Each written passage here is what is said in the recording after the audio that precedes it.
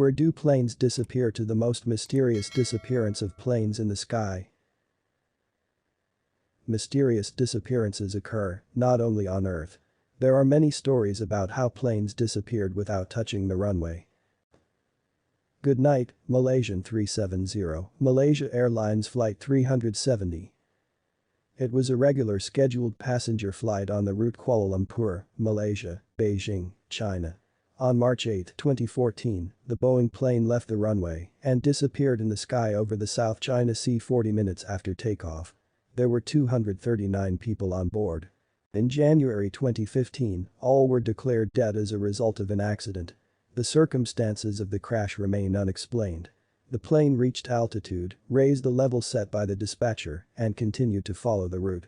No problems on board, suspicious passengers or other violations are reported. All systems were working normally, there was no reason for alarm. The flight was supposed to enter the airspace of Vietnam at 1 o'clock in the morning.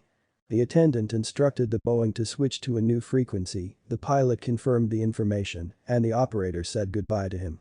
Good night, Malaysian 370s. A few minutes later, devices transmitting information about the location of the aircraft were turned off on board the aircraft. Boeing disappeared from the locators of dispatching services. The plane disappeared at an altitude of more than 10,000 meters. The catastrophic condition was declared 6.5 hours after the plane disappeared. One of the reasons for the delay was information from the airline, which continued to assure everyone that the plane was operating according to plan. 1.5 years after the plane disappeared, 6 fragments of the fuselage were accidentally discovered at a distance of more than 4,000 kilometers from the alleged crash site into the ocean. Paintings by Abu Maib and the pilot of 2 disasters, Boeing 707. The crash of the Boeing 707 in 1969 is considered one of the most mysterious in the history of world aviation. On board the cargo plane flying from Tokyo to Los Angeles, there were only 6 people and 153 paintings by the famous Japanese-Brazilian artist Abu Maib, the cost of which was $1,240,000. The commander of the plane was Gilberto Araújo da Silva, known as one of the few survivors of the plane crash near Paris. The sky over Tokyo that day was overcast, but the crew decided to take off. After 20 minutes, a message came from the concierge that the flight was going well. The next time the plane was supposed to get in touch in 40 minutes, but after the allotted time, the plane did not report. They tried to contact him, but to no avail. Despite extensive searches, no traces of the plane or its crash could be found. One version says that the plane was attacked by art collectors, but not a single work of the artist surfaced in the information space even after so many years. This is one of the few incidents where a person was involved in 2 plane crashes. This is not a plane, abduction by Frederick Valentich. Pilot Frederick Valentich was only 19 years old. He was born in Melbourne, always interested in aviation and believed in UFOs. His abilities as a pilot were repeatedly questioned. He twice failed all 5 exams for a pilot's license and repeatedly got into dangerous situations. The latter cost him his life. The case was really strange, and there were plenty of incomprehensible details around it. To begin with, Valentich wanted to go to King Island to pick up a shipment of lobsters and passengers and return them to Melbourne. After the disappearance, it turned out that there was no cargo or passengers on the island. Valentich had to drive 235 kilometers from Melbourne Airport. The weather was perfect, all the equipment was on board, and the plane could stay afloat even if the ship crashed for at least a few minutes. But then something strange happened. During the flight, Valentich contacted the Melbourne Air Traffic Control Service several times and reported that an unusual plane was following him. Valentich could not determine the type of aircraft or its speed and assumed that it was a warship. "I think he's playing some kind of game with me," Valentich told the dispatcher. "He flew over me 2-3 times at a speed I can't determine." His last message read, "This strange plane hovered over me again. It's hanging and it's not a plane." These words were followed by a 17-second noise, described as a metallic screech, after which the connection was cut off. Neither Valentich nor his plane was ever found.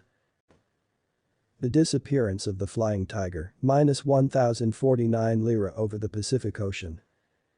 The L-1049H disaster of the American airline Flying Tiger Linaran is considered the largest disappearance of an aircraft by the number of people in the 20th century. There were 107 people on board. The plane was flying from the Mariana Islands to the Philippine Islands. During the flight, the pilot contacted the International Flight Center and, without explanation, asked to increase the cruising altitude. After a while, a noise was heard in the air, as if someone was trying to contact, but the dispatcher could not make out the words. Then the connection disappeared. On board the aircraft were life jackets and an emergency radio transmitter, as well as a rocket for 25 shells. In other words, if it were necessary to make an emergency landing on the water, emergency vehicles would allow the evacuation of all people on board. 1,300 people, 48 planes and 8 surface ships are involved in the search for the missing plane. All attempts to find the plane were unsuccessful. The board disappeared without a trace. The Commission of the Civil Aviation Administration concluded that the cause of the accident could not be established. Amelia Earhart's last flight. The first female pilot to fly across the Atlantic and dream of circumnavigating the world and having a baby. Amelia went missing while flying over the Pacific Ocean near Howland Island. Amelia was 40, she had spent 16 years of her life in the air. She flew over the crests of waves, got into a storm, repeatedly flew across the Atlantic, performing feats that cost the lives of many experienced pilots, but luck did not spare her. In 1936, on her birthday, Amelia received a Lockheed Electra twin-engine monoplane, a light aircraft that Earhart wanted to use to fulfill her lifelong dream. She planned to make the farthest circumnavigation of the world, as close as possible to the equator. Amelia convinced the press and friends that this would be her last flight. And so it happened. She said, "Records will soon cease to be the main engine of progress in the aircraft industry, and the main figure in aviation is no longer a dashing daredevil pilot, but a well-trained aviation engineer." The first attempt to take off was unsuccessful. The landing gear could not withstand the weight of the aircraft, the tire burst. Miraculously, the plane did not explode. But that didn't stop Amelia. In May 1937, he and navigator Fred Noonan took off from Lae, a town on the coast of New Guinea. The flight was long and very dangerous. The pilots had to find a tiny island in the Pacific Ocean after 18 hours of continuous flight. The press and officials of this country were already waiting on Earhart Island. The plane was supposed to arrive over Howland, but he didn't arrive. A search and rescue expedition was immediately organized, which became the largest and most expensive in the history of the U.S. Navy. In January 1939, Amelia and her navigator were declared dead. In 1940, a skeleton was discovered on the uninhabited Nkumaroro Atoll in the Pacific Ocean. It was believed that it belonged to a man, but in 2016, scientists conducted an anthropological study that showed that the remains may belong to a woman the same height and nationality as Amelia Earhart. Items that could belong to Amelia Earhart and Fred Noonan were also found. The remains of a flight jacket, mirrors, pieces of aluminum sheet and face cream for freckles.